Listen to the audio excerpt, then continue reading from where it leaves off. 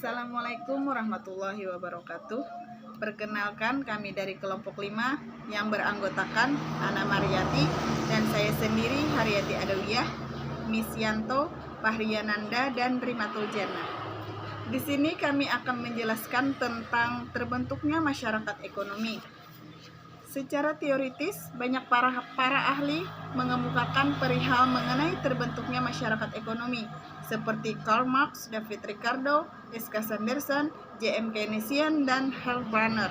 Salah satunya yang akan dikutip dari Heilbronner, tahun 1982, yang menjelaskan klasifikasi terbentuknya masyarakat ekonomi ke dalam 2 tahapan, yaitu tahap masyarakat prapasar dan masyarakat pasar.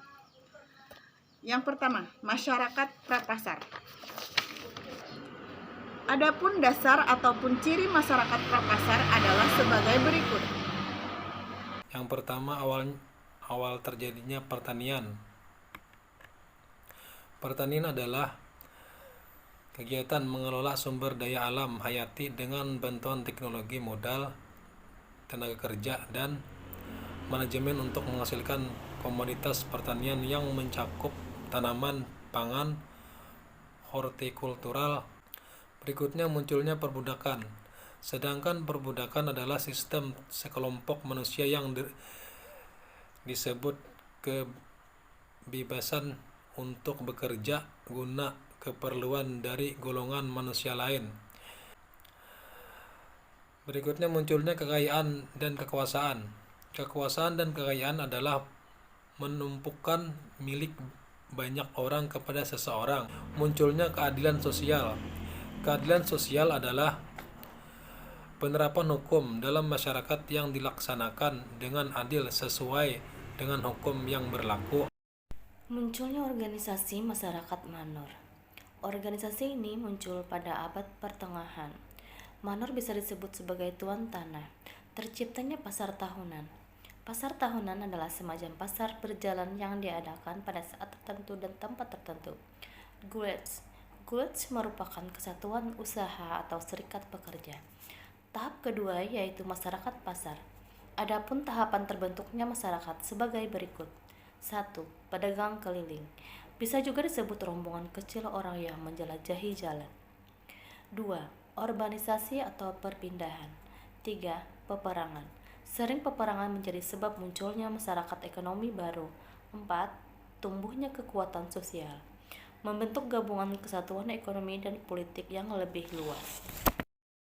Eksplorasi. Dorongan ekonomi disebabkan adanya konsolidasi kekuatan politik, memunculkan gagasan-gagasan resmi untuk mengadakan eksplorasi.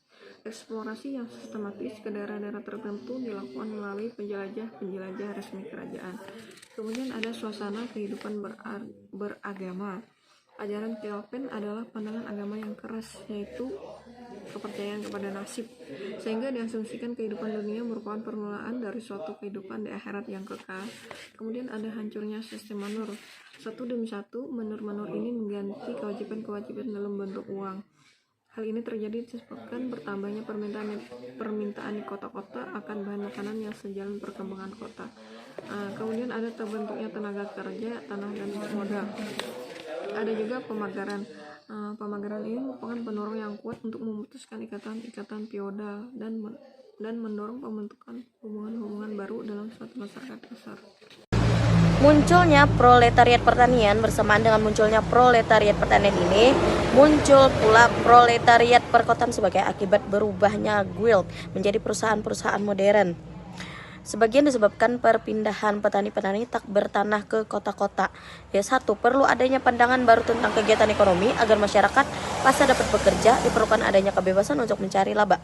Yang kedua, penguangan seluruh kehidupan ekonomi. Satu persyaratan lainnya bagi satu masyarakat pasar adalah bahwa dalam ekonomi pasar harus terdapat proses jual beli yang meliputi seluruh masyarakat. Lalu yang ketiga, kehidupan ekonomi harus diatur oleh kekuatan-kekuatan pasar, bukannya perintah penguasa. Kebanyakan persoalan-persoalan ekonomi dipecahkan dengan tradisi dan komando. Tradisi dan komando mengatur distribusi dan balas jasa masyarakat. Sekian presentasi dari kelompok 5. Assalamualaikum warahmatullahi wabarakatuh.